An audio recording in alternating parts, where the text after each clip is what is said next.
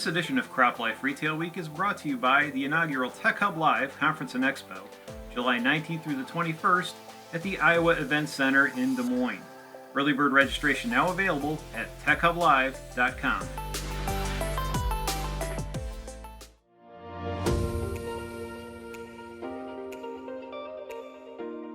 Well, hello again. Welcome to another edition of CropLife Retail Week. Paul Schrimpf here with Eric Sfiligoj. Hello, sir.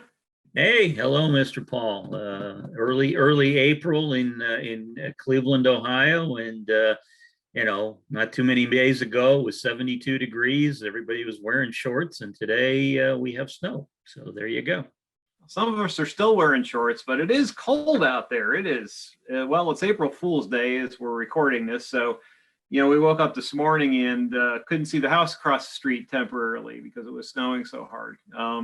We're sort of used to that, but we've been having some mild winter, so it's a little bit of a shock. But hey, we're cozy indoors for now, right? Yes. I mean, being indoor. What a novel concept for the last year and month or so. Yeah, and I think it's going to be like this for a couple more days, and then it shoots back up to 60. So we'll be by the time we're doing this, it'll probably be in the 60s again. So that's nice. Yeah. So what's going on in your world, sir? I know you're always kind of looking at the bigger picture stuff. So I think that's some of the stuff we talked about before. Yeah, actually, I do have a couple of tidbits to share. One thing to note, I think we've talked about it on the videos in the past, that our friends south in Mexico, I actually have, they're putting in place a ban on importing biotech corn. They no longer are going to want biotech corn. At least that's what initially the Mexican government was indicating. However, we found out this week that their ban on the importation of biotech corn from the United States is not all inclusive. Basically, they're saying they're not going to allow importation of biotech corn for human consumption, but for animal feed, it'll still be okay. And the good news for US farmers on that front is that about 70% or so of the corn they send to Mexico goes to feed the animals. So in that case, they only have to find 30% new markets for their corn. The other 70% can still go to Mexico and be fed to the animals without a problem, even if it's biotech. I don't know, either they weren't quite thinking clearly, or they did some calculations and discovered that they'd have a lot of animals going hungry, or they'd have to pay a lot more for it if they went somewhere else. I don't know. Yeah, I was going to say, the story I read, there was no indication as to why that was the decision that was being made. But like I say, apparently biotech corn is good enough for the cows and pigs down in Mexico, but not so much for the people. That's the government position down there. So we don't argue with it. Like I said, we still get 70% of our market of biotech corn going to Mexico that remains in place, no matter after the ban goes into force or not. So.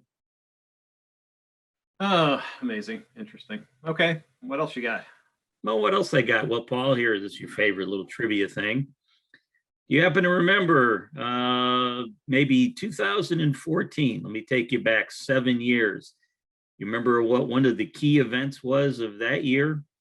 Still kind of a mystery to this day, actually. No, why don't you tell me? Well, that would be Malaysia's Flight 370 disappeared.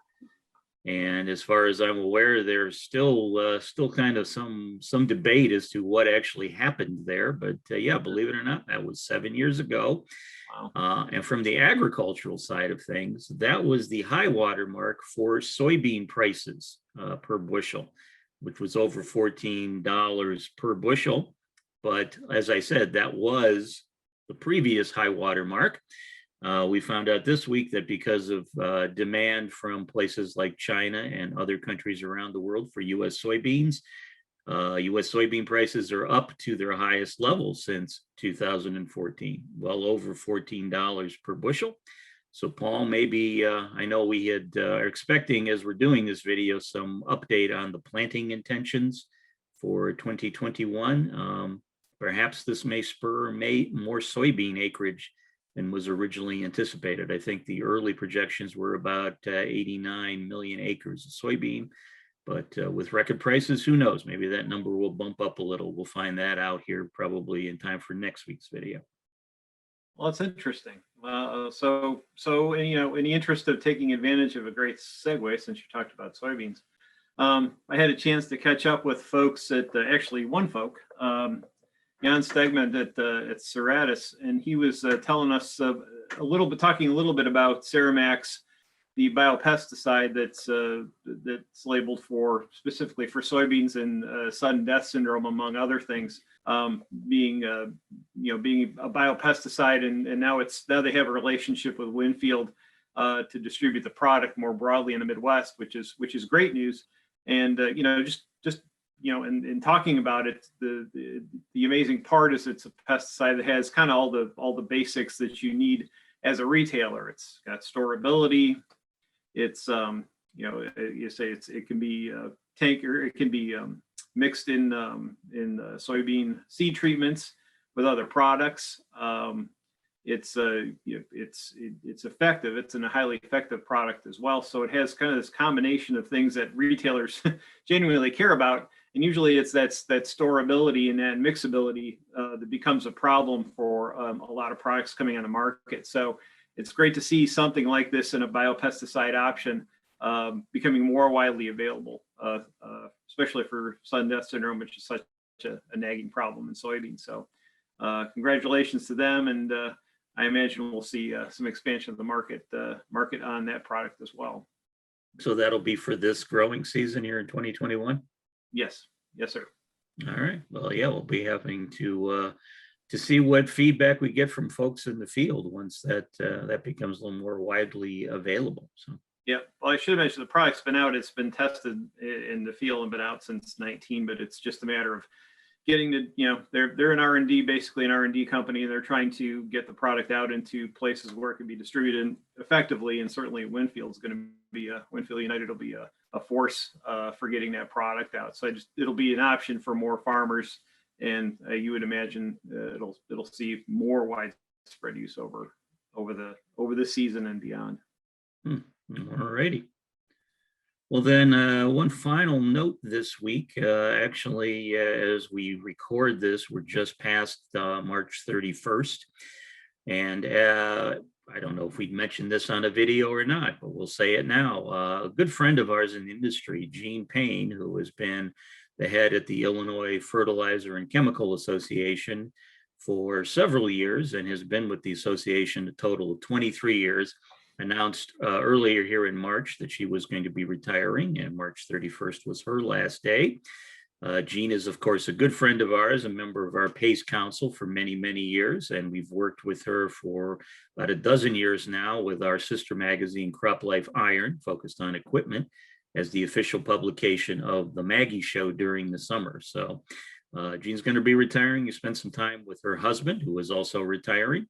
But I did have a phone call conversation with her the other day, and she said she's going to continue to be doing some consulting work on occasion, and plans to be at the 40th anniversary edition of Maggie. Fingers crossed they'll be able to hold that this coming August.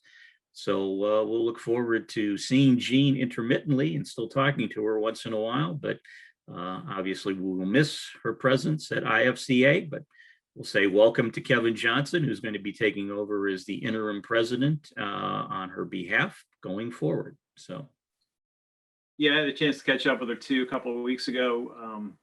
It's just like with so much going on and being in such a weird place, not traveling as much, it just completely escaped me that she only had a few weeks left when I talked to her. So it was great because we had a conversation about, the future of retail, and she added some real context to some of the things I was talking about and gave me a sense of what she'd like to see for the industry. I wrote my column about it in the next issue of CropLife, which you can catch at your leisure or online later on this month.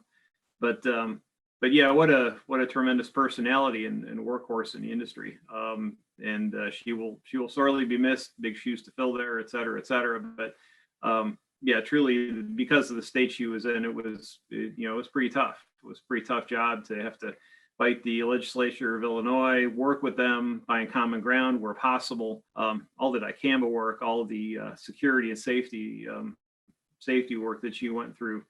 You know, and I think, you know, with the emerging carbon credits and biotechnology and everything else that's coming up, and all those questions about how sustainability and carbon will play out for retailers and for growers in the state is, you know, it's going to be for the next person up.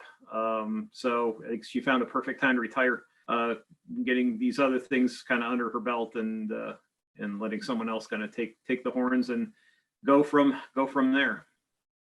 Yep. So yes, we wish her a happy retirement, and like I say, hopefully we'll still run into her from time to time, either in a professional or capacity in the industry, or just because she happens to be there, just to kind of keep herself immersed in what's going on in the marketplace. So, and also one last note: wish all of our viewers a happy Easter. When this video will be airing, will be just before or just after Easter, depending on whether you watch it on Saturday or Monday. But I hope everyone had a great Easter, enjoyed their Easter ham, deviled eggs, colored eggs, you know, hot cross buns, all the other good stuff that you get. Again, Paul, you and I both like Easter because it's another one of those holidays where you pretty much stuff your face in, and really happy doing so. Yeah, absolutely. So if anyone has you know, if they get to Monday morning and they find they have too many Reese's eggs laying around, drop me an email. I'll send you my home address and you can send them right here, because I can assure you they'll be consumed. Sounds good. All right. Well, that's it for this edition of CropLife Retail Week. Thanks for joining us, and we'll see you next week. If you have questions or comments about today's episode of Retail Week, contact us by email or Twitter, or type your message in the comment section below. Your feedback is important to us. We'll try our best to address your thoughts in next week's episode. And be sure to subscribe to our YouTube channel.